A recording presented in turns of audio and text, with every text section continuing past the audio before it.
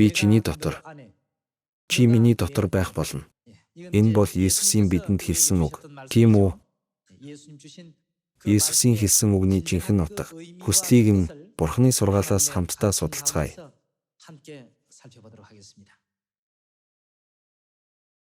Иохан 6 дугаар бүлгийн 53 дугаар ишлэлийг харцгаая. Есүс тэдэнд: Үннээр би та нарт хэлье. Хэрэв та нар хүний хүүгийн махыг идэж, цусыг нь уухгүй л бол та нарын дотор ам байхгүй. Миний махыг идэж, цусыг уух чинь мөнх амьтаа бөгөөд би түүнийг эцсийн өдөрт амьлуулна. Миний мах жинхэнэ хоол, миний цус жинхэнэ ундаа мөн. Миний махыг идэж, цусыг уух чинь миний дотор байж, өөрөөр хэлбэл Есүс дотор байж, би ч түүний дотор оршин байна. Мах цусыг нь идэж уусан хүний дотор Есүс оршин байна. Амьд эцэг маань намайг илгээсэн бөгөөд би эцгээр амьдрахын адил намайг идэгч нь мөн надаар амьдрна.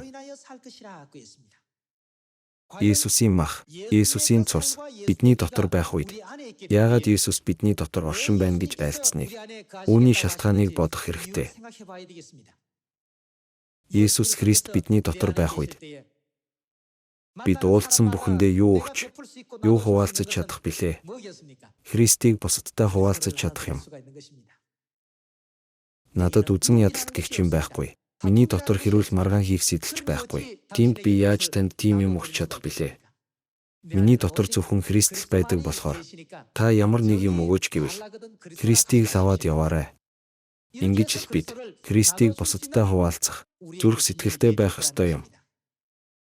Ийм учраас л Есүс миний махыг ид, миний цусыг уу, тэгсэн цагт л та нар мөнх амьтаа болно хэмээсэн. Тэгээд бас яан гэлээ. Есүс тийм хүнийг эцсийн өдөрт аварна, амьлуулна гэсэн сургаалаа өгсөн.